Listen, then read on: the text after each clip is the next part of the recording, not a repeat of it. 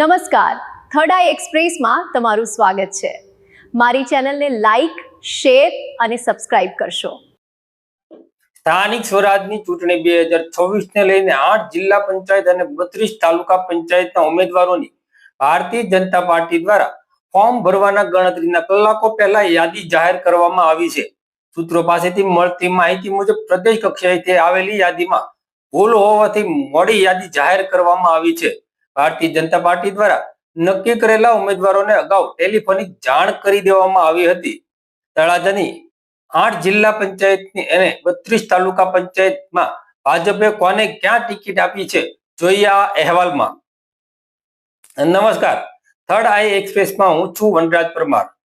તળાજા તાલુકાની 8 જિલ્લા પંચાયતોમાં ભારતીય જનતા પાર્ટી દ્વારા જાહેર કરાયેલા ઉમેદવારોની વાત કરીએ તો અલંગ જિલ્લા પંચાયતમાં ભાજપના ઉમેદવાર શ્રી ગીતાબા શક્તિસિંહ ગોહિલ, દાઠા જિલ્લા પંચાયતમાં અમીષાબેન લક્ષ્મણભાઈ ભમ્મર, દિહોર જિલ્લા પંચાયતની વાત કરીએ તો શ્રી હરપાલસિંહ રાજેન્દ્રસિંહ પરમાર, પાવઠી જિલ્લા પંચાયતમાં ચંદુભાઈ ગણેશભાઈ બારિયા, પિથલપુર જિલ્લા પંચાયતમાં જયંતિભાઈ વેલાભાઈ બાંભણિયા, સરતાનપર જિલ્લા પંચાયતની વાત કરીએ તો સરતાનપર જિલ્લા પંચાયતમાં વખુબેન રણછોડભાઈ ઢાપા, ઠાળિયા જિલ્લા પંચાયતમાં બિંદિયાવા દિવ્યરાજસિંહ સરવૈયાને ભાજપે ઉમેદવાર જાહેર કર્યા છે.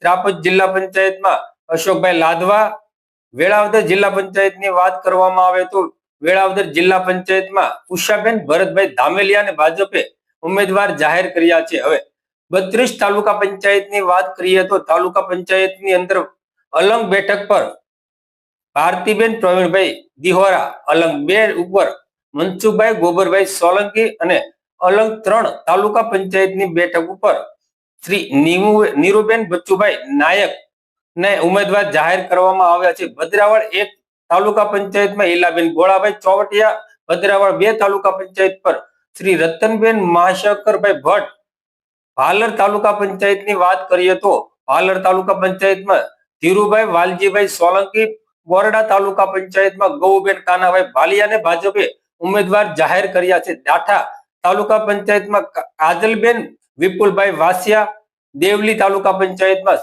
જયશ્રીબેન નવગણભાઈ મકવાણા, દિહોર તાલુકા પંચાયતની વાત કરીએ તો દિહોર તાલુકા પંચાયતમાં રેખાબેન વાલજીભાઈ બારિયા અને ફુલસર તાલુકા પંચાયતની વાત કરીએ તો દેવકુંવરબેન નરસિંહભાઈ જાદવ, ગોરખી તાલુકા પંચાયતમાં પ્રદીપભાઈ હરિભાઈ વેગડને ભાજપે ઉમેદવાર જાહેર કર્યા છે.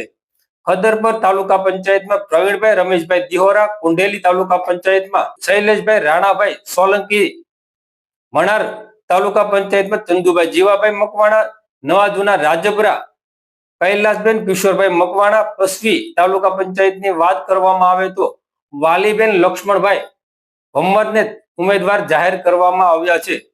પાવઠી તાલુકા પંચાયતમાં ધીરુભાઈ સોમતભાઈ સોલંકી, પીપલ્લા તાલુકા પંચાયતની વાત કરીએ તો પીપલ્લા તાલુકા પંચાયતમાં નરેશભાઈ ભાનુશંકરભાઈ બારિયા અને પિથલપુર તાલુકા પંચાયતમાં નવગણભાઈ ગોરધનભાઈ ઢાપા, રાજપરા નંબર 2 તાલુકા પંચાયતમાં દશરથભાઈ ધનજીભાઈ મકવાણા, રાળગોંદ તાલુકા પંચાયત ઉપર કાનાભાઈ રાણાભાઈ ભાદરકા અને સાંકળાસર નંબર 1 અશોકસિંહ વનરાજસિંહ સરવૈયા, સરતાનપર નંબર 1 નાનુભાઈ નરસિંહભાઈ મકવાણા, સરતાનપર 2 તાલુકા પંચાયત ઉપર બુદ્ધાભાઈ વીરાભાઈ ડાભી, સતરા તાલુકા પંચાયત ઉપર નૈનાબેન હિંમતભાઈ જાની ને ભારતીય જનતા પાર્ટી દ્વારા ઉમેદવાર જાહેર કરવામાં આવ્યા છે. શોભાવર તાલુકા પંચાયતમાં સંજયભાઈ કાનજીભાઈ ધામેલિયા ને ભારતીય જનતા પાર્ટી દ્વારા ઉમેદવાર જાહેર કરવામાં આવ્યા છે. ઠળિયા તાલુકા પંચાયતમાં ગોપાલભાઈ ચિત્તરભાઈ બોળિયા ને જાહેર કરવામાં આવ્યા છે. અને ત્રાપજની વાત કરીએ તો ત્રાપજ તાલુકા પંચાયત ઉપર આશાબા સુરેન્દ્રસિંહ ગોહિલને ઉમેદવાર જાહેર કરવામાં આવ્યા છે. ઊંચડી સીટ ઉપર ભાવનાબેન શિવાભાઈ ભીલ